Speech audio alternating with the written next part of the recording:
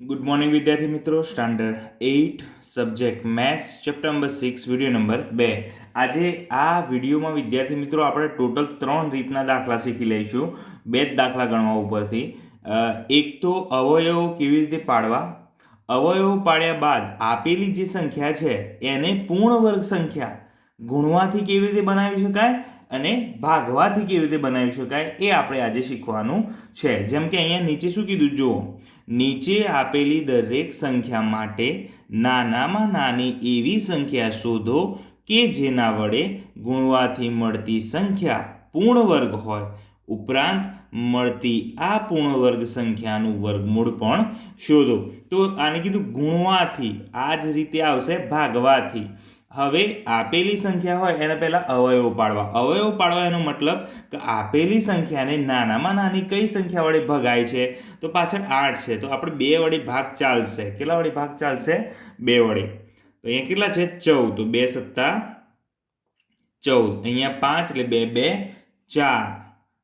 2 2 4 એટલે 5 માંથી 4 જાય તો 1 વધ્યા અને 18 વધ્યા તો કેટલા થયા? 2 9 18. તો આ રીતે આપણે ભાગાકાર કરીને નાનામાં નાની કઈ સંખ્યા વડે આ સંખ્યાને ભગાય છે એ આપણે લખવાનું રહેશે. ત્યાર પછી ફરીથી આપણે અહીંયા 9 છે, 2 વડે ભાગ નહીં ચાલે, 3 વડે ભાગ ચાલશે. તો 3 વડે ભાગ ચાલે તો કેટલા આવે? અહીંયા 243.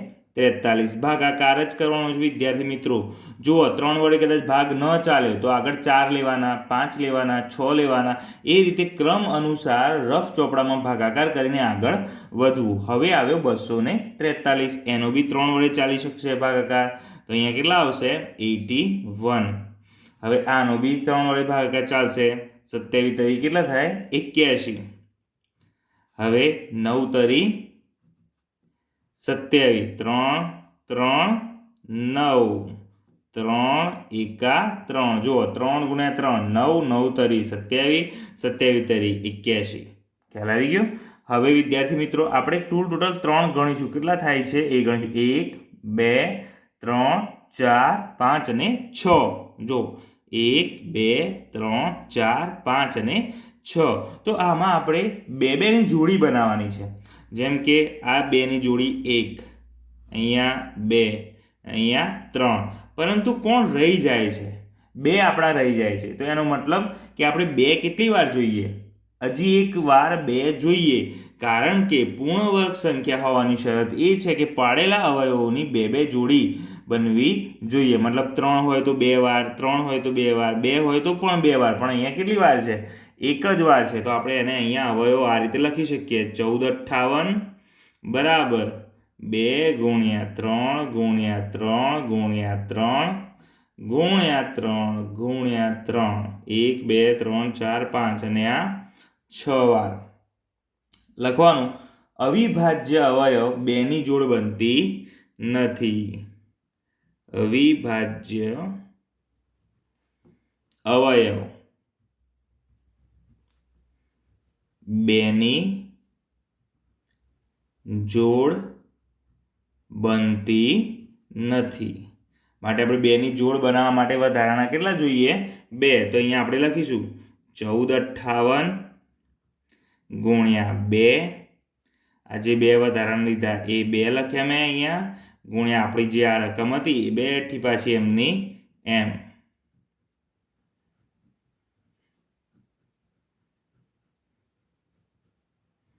ખ્યાલ આવી ગયો?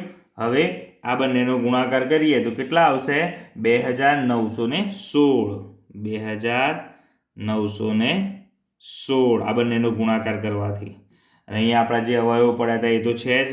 2 ગુણ્યા 2 ગુણ્યા 3, 3 ગુણ્યા 3, જે એકવાર આવશે 3 ગુણ્યા 3. તો આપણે આને આ રીતે લખી શકશું. 2 નો વર્ગ ગુણ્યા 3 નો વર્ગ ગુણ્યા 3 નો વર્ગ ગુણ્યા 3 નો વર્ગ. ખ્યાલ આવી ગયો? હવે વિદ્યાર્થી મિત્રો અહીંયા આપણને આનું વર્ગમૂળ શોધવાનું છે. શું શોધવાનું છે? વર્ગમૂળ. તો આપણે વર્ગમૂળ શોધીશું. આ જે વર્ગ છે એને આ રીતે આપણે કોમન લખી શકીએ.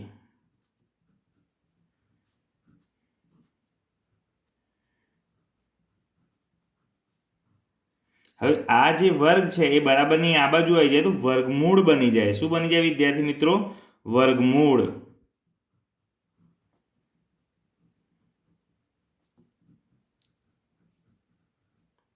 તો આપણને ઉત્તર મળી ગયો. આ બધાનો ગુણાકાર કરીએ તો કેટલા મળશે?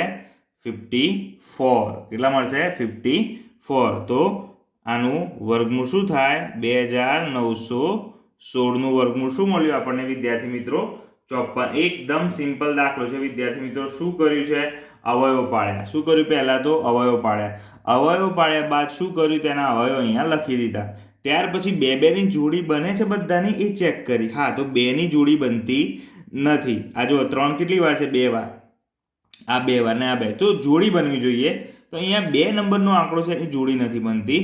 તો લખ્યું અવિભાજ્ય અવયવ 2 ની જોડ બનતી નથી. ત્યાર પછી આપણે 2 વડે બંને બાજુ, અહીંયા બી 2 વડે ને અહીંયા બી 2 વડે ગુણ્યા. બરાબરની એક તરફ જેટલા વડે તમે ગુણો, ભાગો, બાદબાકી કરો, સરવાળો કરો, એટલું જ તમારે બરાબરની બીજી બાજુ પણ કરવું જરૂરી છે. તો અહીંયા 2 મૂક્યા વધારાના, તો એટલે આપણે બીજી તરફ પણ 2 મૂક્યા. આ બંનેનો ગુણાકાર કર્યો. ત્યાર પછી બંનેને વર્ગ, આ વર્ગોની ઘાત સ્વરૂપમાં લખી દીધું. 2 નો વર્ગ ગુણ્યા 3 નો વર્ગ ગુણ્યા 3 નો વર્ગ ગુણ્યા 3 નો વર્ગ. ત્યાર પછી વિદ્યાર્થી મિત્રો વર્ગ જે છે, આનો જે આ વર્ગ જે છે એ બરાબરની આ બાજુ મોકલી દીધો. કેમ? બરાબરની આ તરફ મોકલો તો આનું આપણે વર્ગમૂળ લખી શકીએ. વર્ગ બરાબરની બીજી તરફ જશે તો એ વર્ગમૂળમાં ફેરવાશે.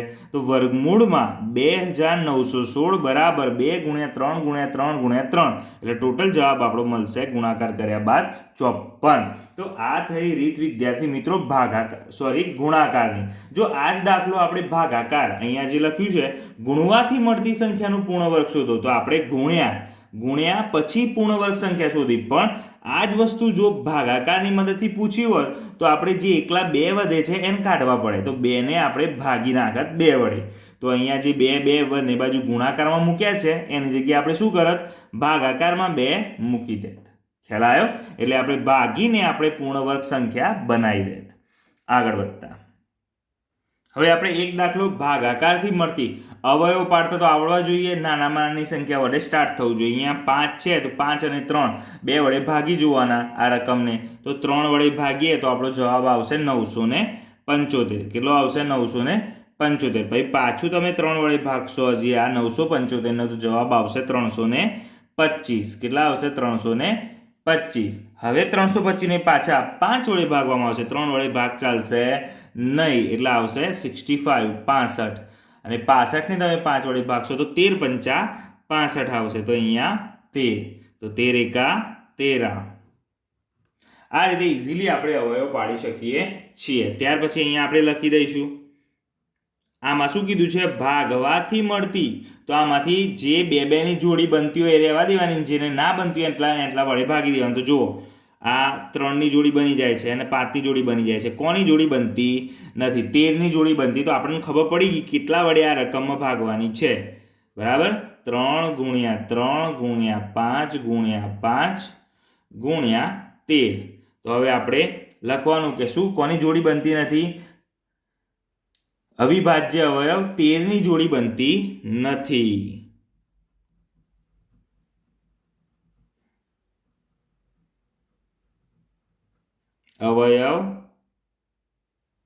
અવિભાજ્ય અવયવ 13 ની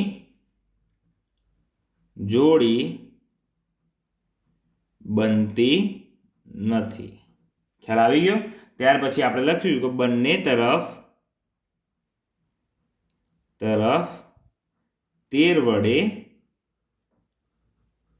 ભાગતા. ઉપર આ બંને તરફ કેટલા વડે ભાગતા? 13 વડે.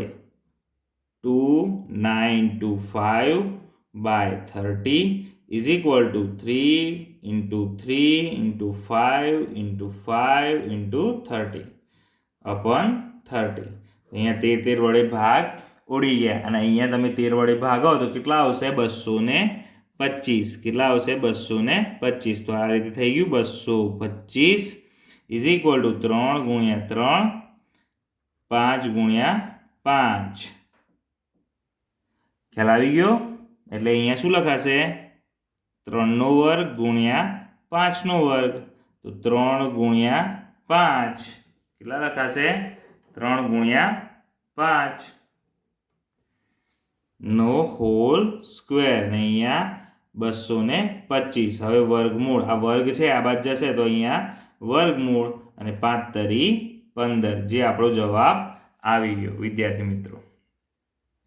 તો આ રીતે જવાબ શું મળ્યો કે આ સંખ્યાને 13 વડે ભાગવાથી, કેટલા વડે ભાગવાથી વિદ્યાર્થી મિત્રો?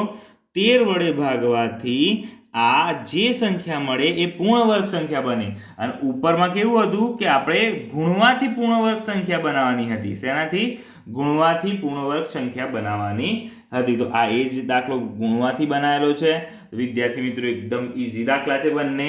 અહીંયા સુધી આપણે આ ચેપ્ટરમાં જેટલું તમારા આગળના ધોરણમાં કામ લાગતું હતું એ આપણે જોઈ ગયા છે. જે વસ્તુ વિડીયો દ્વારા ચલાવવામાં આવે છે એટલી જ વસ્તુ તમારે તૈયાર કરવાની છે. બીજી વધારાની વસ્તુ તૈયાર કરવાની નથી. આગળના ધોરણમાં આપણે જે કામ લાગશે એ જ વસ્તુ આપણે અહીંયા સમજાવી દઈશું. ખ્યાલ આવ્યો? એટલે આ નોટબુકમાં સારા અક્ષરે લખવાના અને આના જેવા બીજા ઘણા દાખલાઓ આપણે પ્રેક્ટિસ કરવા આપીએ છીએ. તો વિદ્યાર્થી મિત્રો, આ રહ્યા આપણે ગુણવાની મદદથી આપણે પૂર્ણ વર્ગ બનાવી શકીએ એ રકમો 180, 1800, અહીંયા 1008 અને 2028. તો આ દાખલા તમારે અવયવ પાડીને આ પદ્ધતિથી કરવાના રહેશે. અને આપણે ભાગાકારવાળી પદ્ધતિથી અમુક દાખલા આપ્યા છીએ એ છે અહીંયા આપેલા. આ જે દાખલા છે બધા 396, 2645, 252 અને 768 એ આપણે આ રીતે ભાગાકારની રીતે ભાગાકાર કરીને મેળવવાની પૂર્ણ વર્ગની રીત કરવાની રહેશે. અસ્તુ. જય હિન્દ, જય ભારત.